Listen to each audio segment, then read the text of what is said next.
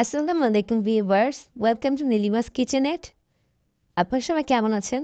ইনশাল্লাহ সবাই ভালো আছেন। আজকে আমি রান্না করব ছোলা ভুনা।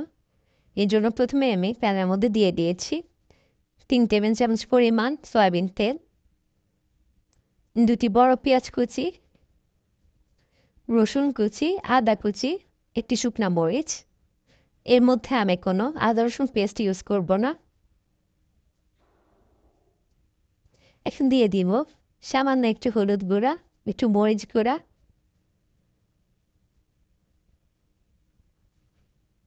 একটু ধনে গুঁড়া, সামান্য একটু জিরে গুঁড়া, সামান্য একটু গরম মশলা গুঁড়ো।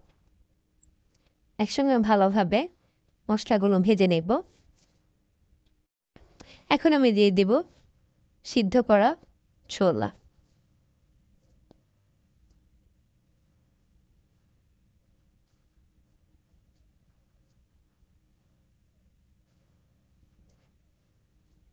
দিয়ে দিলাম পরিমাণ মতো পানি।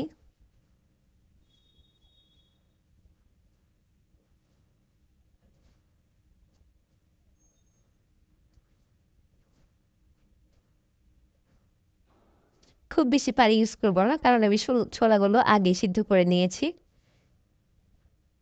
এখন আমি ঢেকে দিব 10 মিনিটের জন্য। ঢাকনা তুলে মাঝে মাঝে দেখতে হবে। আপনারা চাইলে এর মাঝে আলুও ব্যবহার করতে পারেন। সিদ্ধ আলুও দেওয়া যাবে, আলু কুচি করে কেটেও দেওয়া যাবে।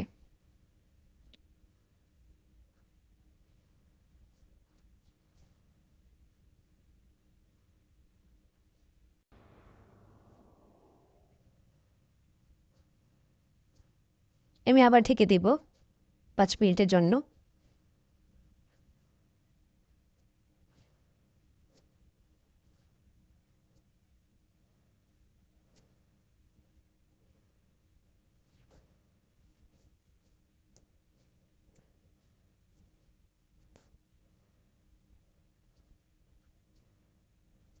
হয়ে গিয়েছে।